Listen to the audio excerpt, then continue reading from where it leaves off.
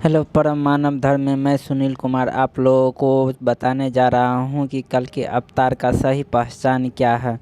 प्रथम चरण में उसका क्या पहचान था, दूसरे चरण में क्या पहचान होगा और तीसरे चरण में क्या पहचान होगा, सभी के बारे में आप लोगों को मैं बताने जा रहा हूँ। कल के अवतार और मुक्तिदाता प्रथम चरण यानी गुप्त रूप से आ गए हैं और उन्होंने अपना जितना कार्य करना था वो भी कर चुके हैं और दूसरा चरण 2023 में शुरू होने वाले हैं। दूसरे चरण में उन्होंने अपने नाम, पता तथा सही पहचान दिखाएगा और सभी भविष्यवाणियों को अपने पर जोर करके दिखाएगा कि हम उस भविष्यवाणी के आधार पर मैं ही कल की अवतार हूँ। पर बहुत सारे व्यक्ति ऐसे होंगे जो पहचानने में उसे भूल करेंगे। बहुत सारे व्यक्ति पहचान जाएंगे और वह दुविधा में नहीं रहेंगे। लेकिन कल के अवतार या मुक्तिदाता वह सबको दुविधा में ही रखना चाहेंगे। सबको अपनी पहचान बताने से कतराते रहेंगे कि मुझे कोई अच्छा से पहचान न ले।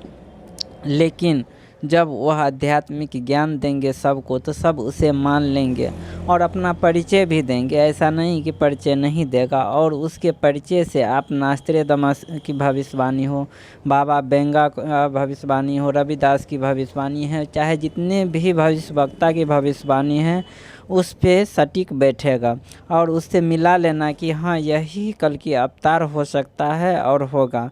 तीसरा चरण में पहचानना तो बहुत ही आसान होगा, क्योंकि जितने भी धर्म गुरु है, जितने भी ग्रंथ है, जितने भी आध्यात्मिक हो व्यक्ति हो, चाहे कोई भी नेता हो, चाहे कोई भी सैनिक हो, सबको वह चैलेंज देंगे और सबको एक प्रकार से ललकारेगा और चुनौती देगा, जिससे सबको समझ में आ जाएगा यह व्यक्ति कोई नहीं, यह व्यक्ति कल की अवतार ही है और मुक्तिदाता ही है। तब तो पहचानना बहुत ही आसान हो जाएगा, वह सब के लिए आसान हो जाएगा और सब उसे मानने भी लगेगा। लेकिन तीसरा चरण में मानेगा और वह तीसरे चरण में बहुत सारे चमत्कार भी दिखाएंगे और वह विनाश को भी रोकेंगे। वह होगा तीसरा चरण, जिसमें कल की अवतार पृथ्वी या संसार के विनाश होने से रोकेगा। वह तीसरा चरण होगा। परंतु 2023 में दूसरा चरण ही शुरू होने वाला है। दूसरा चरण बहुत ही संघर्षपूर्ण होगा कल के अवतार के लिए और सभी के लिए। दूसरे चरण में सभी आधुनिक युग का लगभग समाप्त ही हो जाएगा। सभी का घमंड टूटना शुरू हो जाएगा। 2023 में दूसरा चरण शुरू हो जाएगा, निश्चित रूप से ही शुरू हो जाएगा। आजकल के मनुष्य समझते हैं कि जिसके पास आधुनिक सुख सुविधा है वह व्यक्ति बहुत ही धनवान है और आनंददायक है, परंतु ऐसा नहीं है। जिस व्यक्ति के पास एकदम शुद्ध और साफ बुद्धि विवेक है, जिसके पास कोई भी बेईमानी का नेचर नहीं है, किसी की भला करने का सोचता है, वही व्यक्ति सबसे अच्छा होता है।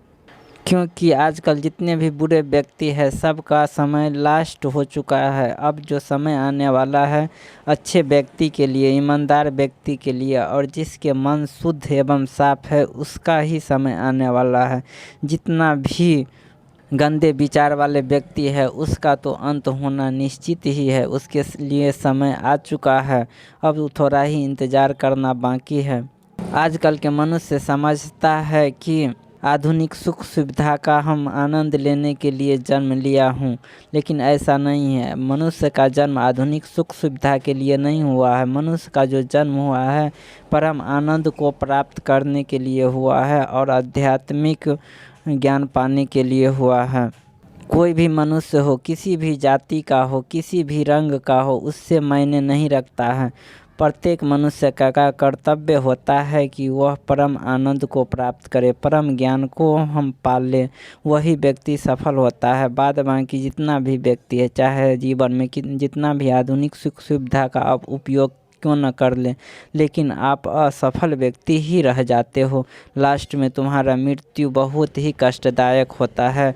जो आधुनिक सुख सुविधाओं का आनंद लेते हैं परंतु इसको त्याग करके जो व्यक्ति परम आनंद को प्राप्त कर लेता है वह व्यक्ति बहुत ही भाग्यशाली होता है। उसके जैसा भाग्यशाली दुनिया में कोई नहीं हो सकता है और ना ही होता है। मैं और ज्ञान आगे का वीडियो में देना चाहता हूँ। धन्यवाद।